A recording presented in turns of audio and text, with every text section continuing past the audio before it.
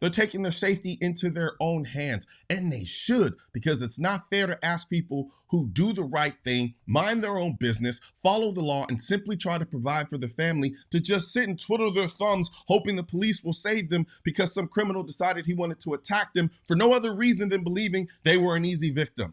Thankfully, Texas gun laws are what they are, and people in Texas have the ability to exercise their constitutional right to use a gun to protect themselves. Unlike places like New York City and Los Angeles, where the politicians hate the Second Amendment so much, they rather see their citizens become victims than have to deal with an armed population of people, which should tell you everything you need to know about how much the politicians in these cities really care about you. They care about their control over you more than your safety, and they would rather you die at the hand of a criminal than give you full access to the Second Amendment. What's going on, everyone? Social Kenny here. Today we'll be reacting to a video from Colion Noir. Sorry, like I'm recording this early in the morning. And this, he'll be talking about Texas skyrocketing self-defense shooting, and people are getting fed up apparently in Texas. Let's get into the video. There are two types of people in this country: those that depend on other people to keep them safe, making them perpetual victims, and those that know the only person responsible for your safety is you. Apparently, the people in Houston, Texas are the latter. New tonight, Houston gun owners taking matters into their own hands, fighting back against criminals. That's right. Just this week, we've reported on 3 apparent burglars shot, 2 dead, all accused of trying to commit crimes here in the city. This has happened a surprising amount over the last several weeks. Burglars and robbers shot dead in the city of Houston, but authorities want to remind people to know the law and to be careful. Violent robberies caught on camera across Houston. This victim followed home from a bank. These people eating in a popular sushi restaurant held at gunpoint. The way society is going, more and more people are going to look to that and say, hey, look, the officers can't defend us because there's not enough of them to be here. Yep, that's true. I don't know how many times I'm gonna say this stat. If you've been a long-term subscriber, you already hear this stat before. But the average time that it takes for police to arrive at the scene of a crime or a scene of an altercation of any kind is 5 minutes. That's the fastest too. At best, you got 5 minutes. At worst, it could be 30 minutes, almost an hour, depending on traffic situation or depending on where you live. So if you wait in like 5 minutes, you're at the mercy of whoever's robbing you or doing anything to you. But if you had a gun, it's like, bruh, and you're right there, immediate response, right? And this is what I've been saying for a long time, is that criminals only understand harsh consequences. If every criminal knew that an average American citizen had a gun on them, they wouldn't be as bold as they are in these blue states like Chicago especially. Oh my God, bro. I don't think I'll ever go to Chicago. Hardest place to buy a gun. Yet these criminals still have guns. And this is why I'm so against gun control. Because I'm like, yo, you just want us to be sitting duck. You want to defund the police, and at the same time, y'all want to confiscate guns. It's crazy. Right now, they gave up on the defund police because they realized, oh, conservatives are right. If we take police off the scene, criminals will feel more emboldened to do crime because they know, oh, there's not a lot of police here, or you guys remove the police out of the scene, so I have free range to do whatever I want. And now the town's gonna be taken over by gangs. So we right about that. Now the gun control thing. I keep looking to London. London got a higher crime rate than here in the U.S. I don't know what y'all looking at London for. It doesn't make sense. Like, they got mass stabbings. Now they're trying to do the same thing. Knife control. That's how many stabbings they get. They think, oh, just taking away the weapon will make, crime go away. Yeah, right. But I digress. Let's get back into the video. So they are going to take the law in their own hands. Well, duh. I've been saying this for years. When seconds count, police are only minutes away.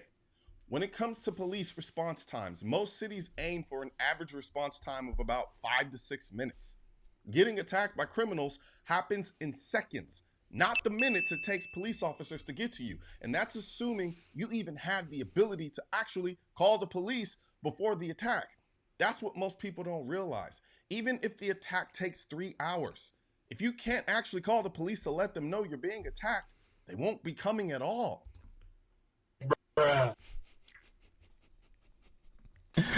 That's the funniest thing. Like, I read a stat, not a stat, but I don't know what it was. It was I just remember the title. It said more guns, less crime, and this guy was making the argument that he noticed a correlation between gun ownership and crime rates. The more guns that are in a certain neighborhood, the less crime that neighborhood experience. And bro, that's starting to make sense to me, because like Colion Noir was saying, yo, seconds when the cop responds in minutes.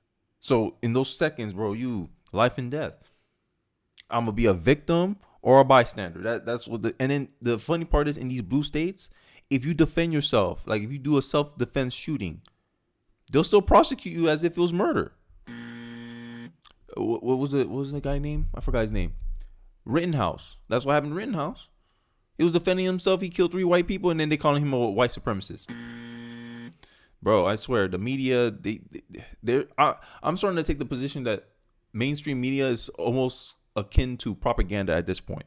But hey, enough about this. Let's get into the video. And I assure you, a criminal isn't going to let you take a coffee break from your carjacking so that you can go and call the police. You have to deal with the issue yourself right there in the moment. At best, most the cops will be able to do is take a report about what happened or clean up the scene of your demise. Yes, that's pretty morbid, but we are talking about life or death here. Just this week, we've reported on 3 apparent criminals in Houston getting shot.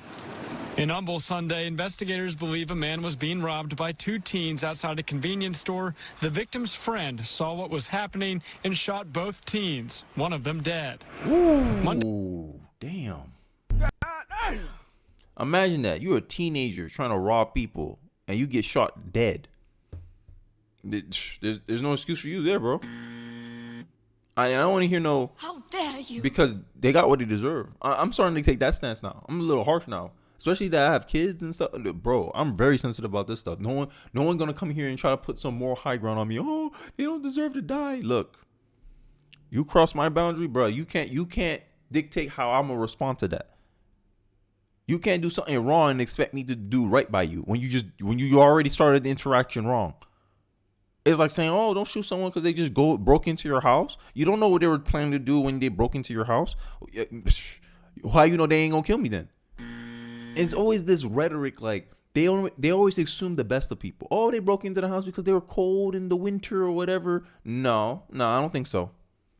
Objection! I don't think so. I think they were there for malicious intent, and I'm not gonna wait and find out. That's how I roll. Like, yo. Now, if you got caught by the police and you're resisting arrest and all that stuff, yeah, I don't think you deserve to die there. But if a citizen take care of your butt, bruh, yeah, I got no argument here. But the fact that in blue states you can get prosecuted for protecting yourself on your own property when you're the one who's getting threatened, and then they wonder why crime rates are so high in blue states, because y'all embolden criminals. Criminals like, oh, the citizens have to play by the rules, but I don't. That's the biggest in my life. But hey, I digress. Let's get back into it. Monday morning in northwest Harris County, a woman found dead in a ditch. Authorities believe she was shot after burglarizing cars. If you're the criminal element, you may want to think about it. I'm telling you, because there are people out there that are tired of this, and they're going to do what they have to do to protect their property. And especially if you're from the hood, yo, I grew up in the hood. I came from a single mother household. I don't play. My brother got robbed by gunpoint. I'm like, bro, you lucky you got out alive, bro. From then on, I'm like, yo, I gotta be protecting myself, because even when we called the police, they couldn't do nothing for it. The crime already happened. Nothing can be done about it. So I'm sitting here, I'm like, yo, nah. And what I found out from the Uvalde shooting is that the cops are not obligated to protect you. Bruh. And I'm like, yeah, that makes sense, because you're not entitled to someone's labor. If the police don't want to police, you out of luck right there. So I don't understand how people can get mad when people use guns to defend themselves. Like, these gun control advocates, they act like the gun has like evil spirits in it, and if you take it, it's gonna make you a mass murderer or something. I don't know. I heard it in a rap song before. People kill people. And it don't matter what tool they use to kill you. They could use a knife. They could use a brick. They could use a car. They could use a gun. But end of the day, the human has to pull the trigger. The human has to make the decision. And to act like, oh my God, it's gun deaths. Guns are doing this. Oh, guns are doing it on their own volition. Guns are not walking on their feet and killing people. People are using the gun to do that.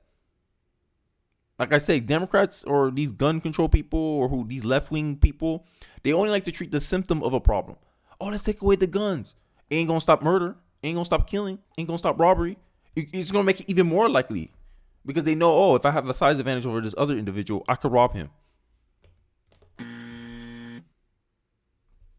Whatever. Let's get back into it. Man, people are beyond tired. Life is hard enough. Criminals act like they're the only ones who had to deal with the fallout from the pandemic. A lot of people barely made it through, and a lot more people are still going through the financial woes that the pandemic, better yet, the way our politicians handled the pandemic, created. Now add on all the predators running around looking for people to target, and it's just pushing people over the edge. They're not playing anymore. They're taking their safety into their own hands, and they should, because it's not fair to ask people who do the right thing, mind their own business, follow the law, and simply try to provide for their family to just sit and twiddle their thumbs hoping the police will save them because some criminal decided he wanted to attack them for no other reason than believing they were an easy victim. Thankfully, Texas gun laws are what they are, and people in Texas have the ability to exercise their constitutional right to use a gun to protect themselves, unlike places like New York City and Los Angeles, with the highest crime rates. Bruh. I'm starting to believe that theory. More guns, less crime. I'm starting to believe that. What you guys think in the comment section? Where the politicians hate the Second Amendment so much, they rather see their citizens become victims than have to deal with an armed population of people, which should tell you everything you need to know about how much the politicians in these cities really care about you. They care about their control over you more than your safety, and they would rather you die at the hand of a criminal than give you full access to the sector. Oh my God, Colion Noir. That's why I like watching Colion Noir, bro. Other than he's black, but you know that's besides the point. I'm joking. But yo, he gives good information. He's the one who wanted me to get into guns, because the way it makes sense. He's the one I broke a video about how gun control had racist roots. That the KKK didn't want black people armed because it would make them harder targets to lynch, to harass, to do hate crimes towards. This is why I'm a big component of, hey, we need to arm ourselves as Americans, period. If criminals knew that, hey, stats showed out that 80% of Americans are armed with a gun, you think crime will be the way it is right now in the United States?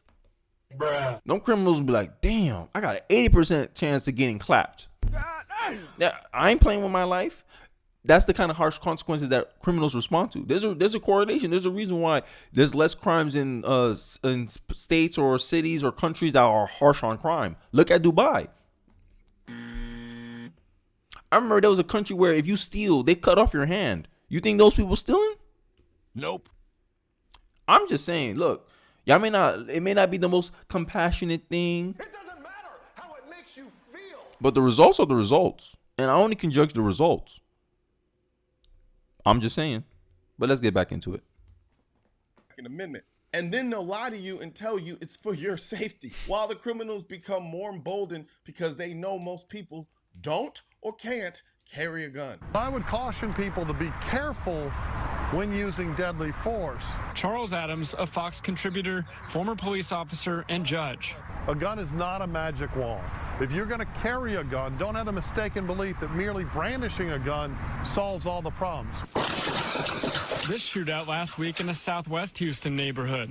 A 30-year-old man killed confronting someone trying to steal his girlfriend's car. But we tell people, use caution, call us, let us deal with these guys. Gun owners trying to fire back when face-to-face with criminals. If you're going to carry a gun, you need to train, and use it as a tool, but only when you absolutely have to. I'm the biggest advocate for carrying a gun for protection, but don't confuse that for me thinking my gun makes me invincible.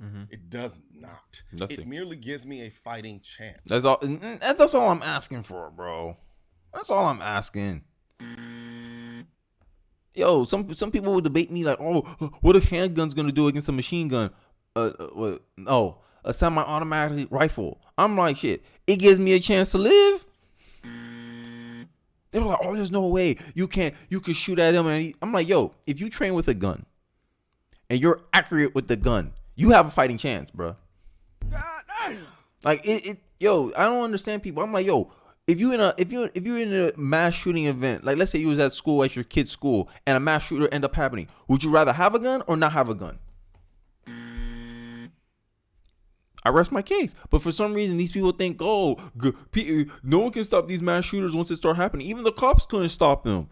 Okay, but who stopped them in the end? Always a citizen with a gun.